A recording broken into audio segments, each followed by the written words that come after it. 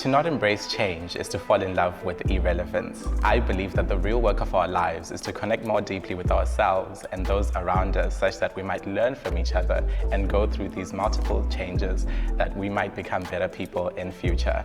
So I thought it fit that we create a platform where we, as the youth, as a collective, sit down and discuss multiple topics that affect us day to day. Joining me today in studio is a very good friend of mine, Judy, and we're going to be dissecting a topic that I think you might find actually very interesting.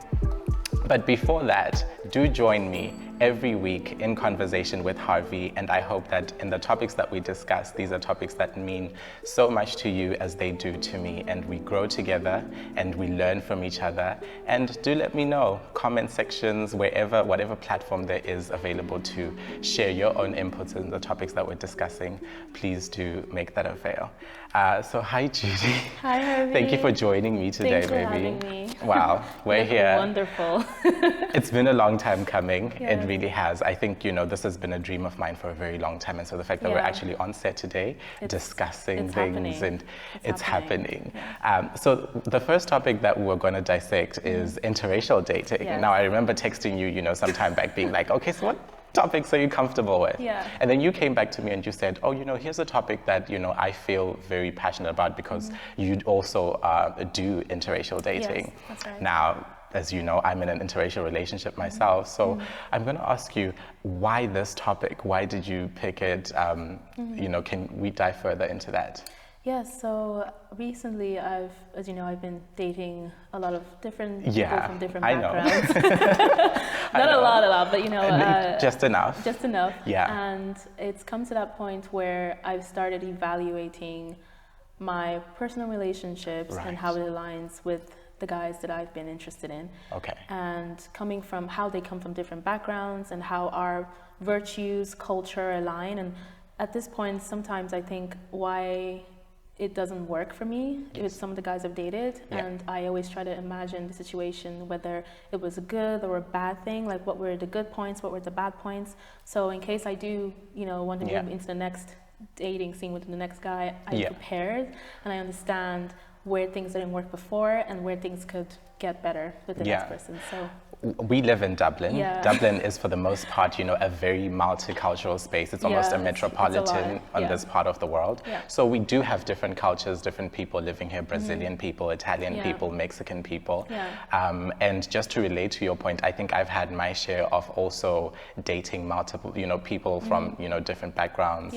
And I think through that journey, through that process, you learn a lot, not just about them and their cultures, but about yourself as well. True. Because, being African, we do grow up in households that primarily we don't talk about interracial dating. It's almost never expected. It's like, oh, you're just going to date another African person and then that's that. But even then, when you talk about another African person, it's like, where are they from? It's specific cultures as well. So it is quite interesting to see how some of my own preferences have changed when I moved here and I started, being exposed to more people and, interracial dating. Like, the chance to actually go out there and explore. No, prior to this, I had never dated anyone who was outside of my culture. Oh, really? Never. Wow. So it was sort of like frightening initially when I went through that process. It put me in a position where I was like, okay, Harvey, what are you doing? Is this acceptable? Is this not? And you start thinking about what your friends and family are going to say about it. What are they going to think as well? When you introduce them, if they just see you on social media, right? Yeah, they're like, who is that person? They're like, who is that person? And then it gets to a point again where you are uncertain about yourself, right? You're also uncertain, am I doing the right thing? Because you never know, something that might not be an issue in your culture is a bigger issue to them as well. Then there's these cultural barriers as well that are there. So just to ask you, what are some of the cultural barriers that you've experienced whilst, in your dating space here? I never tend to think too much about the culture because when I moved to Ireland, I was very young. So I wasn't very exposed to my culture in Nigeria, which is where I'm from. And I've had to learn a lot of meeting different people who are even my friends from different backgrounds, how their culture works. And then I've had to actually take in some of those traits. So when I'm dating someone, let's say if he's Spanish or Italian, I tend to learn what makes them feel very prideful about their country and culture, and I take it to heart. I'm like, okay, for example, and you take that on board. I take that on board as well. I take it as part of myself. So when I actually do meet someone, I'm always asking them, have you ever dated a black girl before? That's literally the first question I ask. That's a valid question. It's such a valid question, and they're always taken aback because they never think about the cultural aspect of why it matters to date a black girl. They're like, oh, it's not about color for me. It's more about meeting the person that I feel that I can relate to, maybe personality, you know, physical features, all that. So I feel that if it's about culture, then it has to be to a point where we are learning from each other. So it's all in perspective, how you see it as well. Exactly, exactly. And it has to be respectful from both sides, you know. If I'm telling you things about how I live my life, you know, the snarky comments, you know, things like that. Sometimes I might just latch on. I might be like, oh, you know, my Nigerian accent might come out. And you're like, why are you talking like that? It's like, you know, it's just the way it flows. It's a part of who you are. Yeah, and essentially, I don't think that it's anything that you can hide. Yeah, personally, I feel like if I bring my culture and you bring your culture, and we're from two very different backgrounds, not just racial backgrounds, but also ethnic backgrounds as well, then the work is up to us to sort of figure out what drew us in the same place in the first place. You know what I mean? Because there's a reason why you end up dating someone or maybe pursuing a relationship with someone. It doesn't just happen for the sake of happening. There's so many layers there. There's so many things that you saw about each other and appreciated.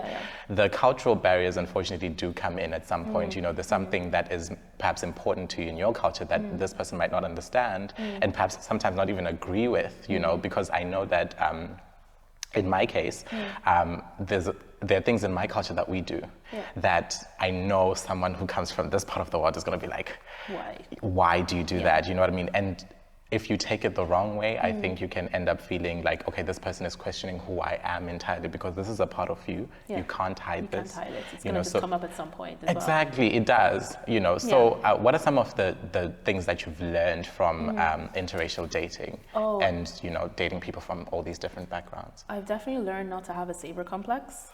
Oh, okay, now that's... It goes into that far because, I've...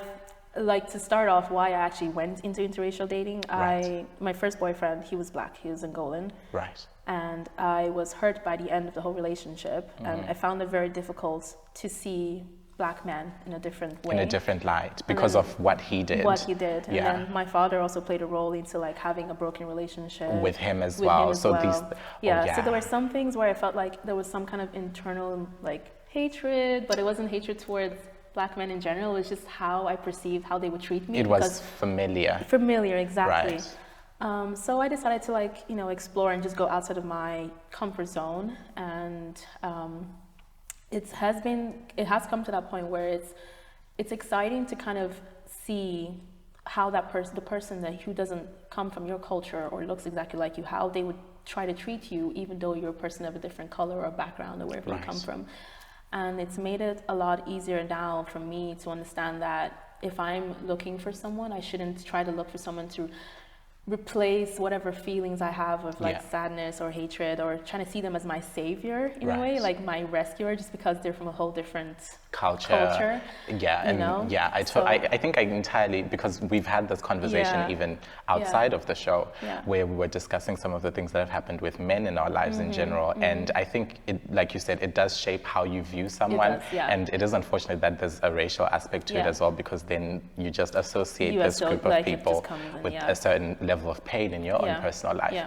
What are some of the things that you've done to sort of get over that hurdle of, okay, can I let go of the savior complex? Can I let go of, just because this one person did this to me, then I'm not going to judge all races and groups and backgrounds just by that? I've definitely had to sit with myself and go through a lot of heartbreak with the dating to actually come to a realization that, okay, it has nothing to do with the racial aspect and everything to do with the person. Exactly. So I've had to sit down and really evaluate how has it been, like, so long. I've probably been dating for, like, on and off, like 3-4 years. So it's like, how has it been so long to meet these different people and not find a connection somewhere? So I have had to just sit down and think about that and evaluate myself personally and say, okay, if I meet someone that I feel I cannot connect to on whatever level, then I shouldn't think it's an internal struggle within myself. It could be that that person just doesn't relate to me correctly in that way. Yeah, at least. exactly. Okay. So I've tend to just like do some self-therapy as well. That really helps. I've spoken to so many friends who interracial date as well, and then they've always given me advice. And then I sometimes talk to my sisters because one of them, she's in an interracial relationship. So she can relate to a lot of the things that you're saying. She can relate to a lot of things that I'm saying, exactly. So it's having the support that's what's important, because if I was on my own and if I was afraid to speak to my friends about how the challenges are faced and how I can overcome them, I think I would, honestly. It's difficult. You know? What I can say that in my own case as well, the attitudes have been different the moment I, disclose the fact that I'm in an interracial relationship.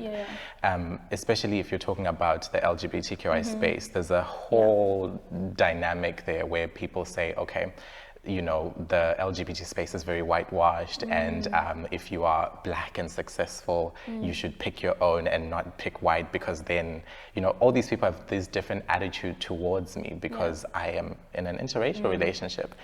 To that, I remember at the time replying and saying to them, your prejudice and biases have nothing to do with me and why I chose this person and why this person chose me.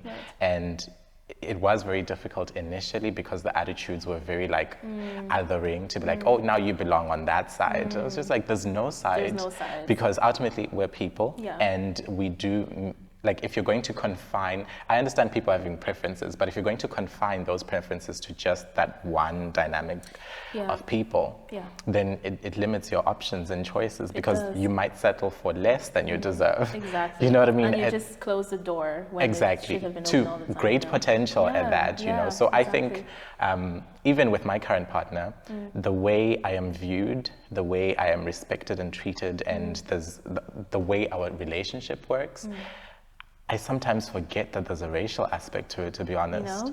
Because that's not why we're there in the first place. Exactly. So that goes on to why we're not there in the first place. Is we're not fetishizing each other. Exactly. There's because it's chocolate, or because he's white, or because he looks a certain way. It takes away from all of that, because you find you have a real connection. And even the whole going into the topic of fetishization and interracial dating, it does happen. It does happen where people get into it for the wrong reasons. Literally for the wrong reasons, and not being aware of it from the very beginning can be quite scary, because you don't see the red flags until you get to that stage. So for you to feel respected by him, and to understand that you have communication and it's open, and it's you feel vulnerable with him as well. It literally is the answer to knowing that this person is with you for the good, for who you are, and not necessarily attributes to you. The feature conversation, we're gonna touch that later on. So one of the questions that I have for you is, you've dated people from different backgrounds. You've dated Italian people, you've dated people from Lithuania, Spain, Croatia. Oh, the Croatian one, I remember. Is there anything that you've learned, not just about them, but more so about yourself, that you can say now, Judy, you picked up all these different things from all these different people? Oh yeah, I would say I'm a risk taker for sure. Risk. I love taking risks. Oh, and that you do. You do. I think you're the only person I know who actually can get on a flight and travel alone, and just it's risky. Yeah, risky, and it's just because as a child I never had the chance to explore. I started dating when I was 21, so. That's a late bloomer. It was a late bloomer. A fairly late bloomer, considering that people here start very young. Very young, 16. For me, that's why now I'm just a risk taker, because I feel like my window that I should have had when I was a younger teenager had closed. So now I have to spend the time that I have making up for it. Okay. And what I've learned is to kind of not compromise my strengths. So when I meet someone who sees me as this powerful woman, funny thing is, I've been told once, some guy told me, he's like, your vibe is so amazing. You're like this powerful black woman. And I said, why did you have to black to it? You're just a powerful woman. He's like, I've just never met a black, he has black friends, but he's like, I've never met a black woman like you who has this strength coming from her. And I said, okay, well, my strengths are there, but they're not just to define me as a black woman. It's just to define me as a person. Right. And so I've just learned whenever I've had these trends and I've had this like, you know, vibe, as they call it, right, that I don't just play around with it, that I let this person know that this is who I am, and you have to accept that part of me. That part of you, entirely. Entirely, like, whether if I'm, you know, overly emotional, sensitive, crazy, whatever it is, it's good to be accepting of that person, but not see me from the side of, oh, she's like this strong Black woman. And I think I also have a problem with that narrative of, you know, the strong Black woman, because that's where the stereotype starts, right? Yeah, exactly. And then you're almost expected to only view love through the lens of pain, and that, you know, for you to be deserving of love, you have to go through a certain level of suffering. I'm built for the soft life. This is like entirely, please. My motto for 2022. Entirely. I'm a princess. I'm not built for the tough life. I need to be treated like a queen. That's literally it. So, literally it. But to add on to that point as well, I think I like the fact that you did mention the aspect that why do you have to add the race at the end of it? Why do you have to say, oh, you're a strong Black woman? Why can't you say you're a strong woman, period, right? I'll be honest, when I came to Ireland, I had no even idea of, you know, the aspect of what race actually is, because I grew up in what was essentially the majority in my country. And so when I came here, I was someone who was very self-assured. Everything from representation was there for me. And in my country, if any opinion of mine was ever to be rejected, it was only going to be rejected based on the quality of that opinion, and not necessarily because I am a Black person. And so when I came here and I got introduced to this whole racial dynamic, particularly even in dating, where, you know, you don't understand why are people coming at you? Is it because they actually want you, or that they want, like, they have a fetish, you know, they wish to experience through you and use you for that. It was fairly difficult. And I remember I used to be that type of person who I at no point anticipated that I'd ever been in an interracial relationship. I always thought, stick to my own, this is what I know. I was the total opposite. You know, because like... No, so it's like, even in primary school, I used to tell my friends, oh, I loved watching like anime, you know, Japanese cartoons. Oh, so that's where it started from. You know, I was like, I'm gonna marry a Japanese man, and they look at me like, what are you talking a Japanese man? You know, so I've always had that interest, but it never came true till I, you know, got out of college. Okay. So, I think for me it was informed by just how everyone expected, you know, that I would, you know, grow up and this is what I would do, and naturally that's the path you take because that's what you're exposed to. But then when I came here, I had to challenge a lot of things to be like, okay, Harvey, now you're in a space where you're going to experience elements of racism within dating for the first time. Absolutely. And you don't ever think that racism and dating happens hand in hand, but it happened. And it took me aback. It was a lot to process at the time, and it took me meeting someone who then showed me a very different side, and that perhaps I had been viewing what love could be just through a very specific lens. Exactly. You know, that's why I learned. So even when we met and, you know, when we quickly became friends as well, I think I understood you were sort of like kindred spirits. I understood. I was like, exactly where you're coming from. You know, like, okay, I have the option of dating anyone and everyone. I'm not going to limit myself just because of this one That's aspect. The thing, the limitations, why we set that up for me was very frightening. Even in school, when I used to talk about different cultures, like as I said, I was into anime. I loved Japan. I had so many interests in making as many Asian friends as I could. And even in like my school community, people would just look at me like, well, you have your Black friends, why don't you just hang around them, you know, relate to them more? And for me, I was just thought, why would we do that? Why do we limit ourselves, even as we're children growing up? To just now put people into categories of like, you can hang out with this person, you can't do this. Exactly. So I never understood that, and I never tried to follow that line, that trend. And for me, it's worked out so far because I've been so open to so many different cultures that if I was to go, if I just book a plane ticket to Spain tomorrow, you'd be comfortable doing it. With exactly. anyone and everyone. And but I think to add to that as well, I need to ask you this question. Beyond just the challenges that you experience in interracial relationships, right, and dating even, because those challenges are, it's a double-edged sword. You experience it from people, your own people, who are looking at you in a very specific way just because you're dating outside of your race. And then you have the other side where the person you're dating, you're not quite certain, are they seeing me for me? And is it just because of this? But I also want to understand some of the joys and the things that, not just what you've learned, but the happier times, or whatever you experienced that is very positive from not limiting Yeah, thinking of the happy times.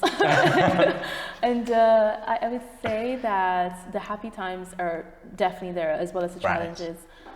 For me, it would have to be that I took things very slowly with certain people, and I took my time with getting to know them. That I noticed the conversations were much more different.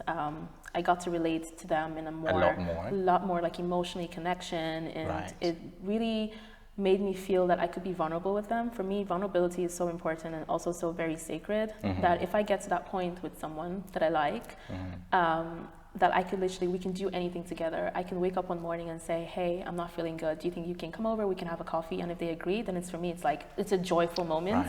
You know, just having someone who can emotionally connect with you on that level. And I have had those moments. And I've also had those moments where it's like, as a girl who comes from a whole different culture and background, you know, we talk about my family a lot as well. And family matters to me. And so whenever, I remember dating this guy, and you know, I was talking about my father and how we didn't have a good relationship, and he said to me, you know what, I come from a whole different culture where if our father just doesn't relate to us, we just abandon them. We just yeah, he said we just don't want to like pursue anything because we feel like we have more important things in life to chase. And I said, why do you do that? And he said, oh well, you know, it's just the way it is. Like that's how my family grew up. Like family relationship dynamic was very different. But from my end, I do want to build a relationship with my dad. And he was like, oh, you know what? Like I admire that about you. And then we talked more about that, and then it opened up his world. And he started thinking, oh, you know what? I actually feel like this conversation we had, I would love to just go back home and then talk with him as well, so that he learns to do the same with his family. So like learning those. So it's these moments that make you think, oh my God, I'm connecting, I'm learning, and we're building something. And it has happened a number of times. And yeah, those would be the moments that I cherish the most, when we just talk and communicate and we're very open with each other about. That's amazing. The fact that you can get to these moments where you connect on something beyond just the fact that you're from different cultures. You know, and the fact that he took that home with him as well is amazing. It was so precious to me. I took that to heart. I really took that to heart, and I said, you know what, like this is, for me, it's small for other people, but it's like a super moments, I suppose. Super moments, My partner is Spanish, right? So he's not very fluent in the English language. So when he talks to me, he also learns through me how to speak and, you know, certain ways of saying things. And so he used to be the type of person, he'd get very frustrated if anything happened, right? And he'd respond with anger because of that, it's bursting out. Like people are not understanding him as quickly, you know what I mean? And all of those things. And so one day I remember I was like, babe, calm down. When you want to say something, emotion is also part of, you know, the communication, your body language, the tone, the choice of words. And these things come from my culture. So now I'm teaching him a way of communication that perhaps where he comes from, I can't necessarily say that that doesn't exist, but I say that it's not as widely practiced. And respect is another thing as well. Exactly. You know, human to human vulnerability towards each other. That having that respect there is also what's important. That's what comes from my culture, especially in Africa as well. It's like respecting your father, your mother. You know, it's regardless of what your opinion of them is, it's a major issue as well. So even those type of things where it's just way of life, etiquette, communication, just these little things that people take for granted, we definitely get ourselves to that point where we teach, we share, and we grow through each other, and we learn. Like from him, I've learned many things. I used to not be, you know, an avid wine drinker, but he's you know, he's taught me a lot. I love that. Albarino, Spanish wines, and all of that. Like he's introduced me to this whole world that I would have never experienced ever if I had never met him. So I think these are some of the joys of my experiences of like what interracial and, you know, relationships and dating looks like. You learn so much, you grow through each other. Exactly. I can see the DOP is now, you know, for time. But just to wrap this up, is there anything that you wish you could have done better in your past dating relationships because of an interracial situation that happened?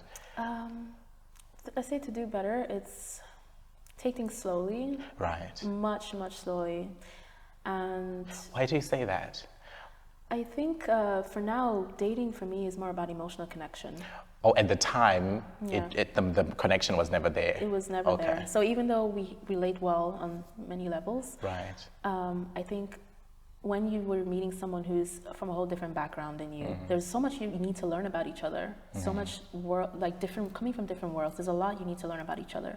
And taking that time to actually see where your interests lie, what you're about, where your family values lie, your value as a person, and how you grew up in your family household, and how that related to you as an adult now. It's so important for that person to be able to see that. And also are these like shared values as well, to see that, you know. To see those values, because that's for me is what's important now, is seeing this person's values and making sure I take things slow now, because in the past I didn't. I was so excited about meeting someone new, and that like, brought a whole world of hurt. Like, okay, that's it, we're done. Okay, that's it, we're done. On to the next one. So now it's what's important. Also, I think in my case, because I did not grow up in a space where I was exposed to these many people from these many backgrounds, I used to believe stereotypes quite a lot, because that's just how these people were portrayed to me via the media, right?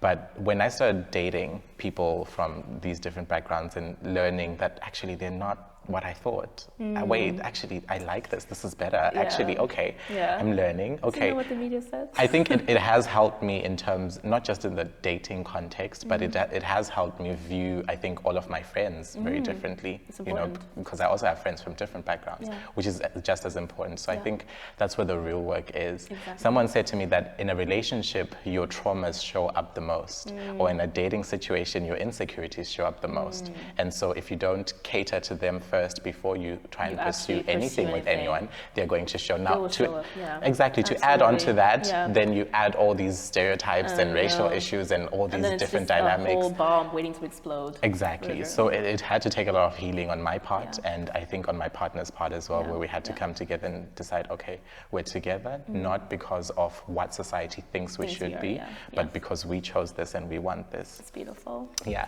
Anyway, so that was In Conversation with Harvey, and today's topic was with Judy, where we're discussing interracial dating, not just in Dublin or Ireland, but I think globally.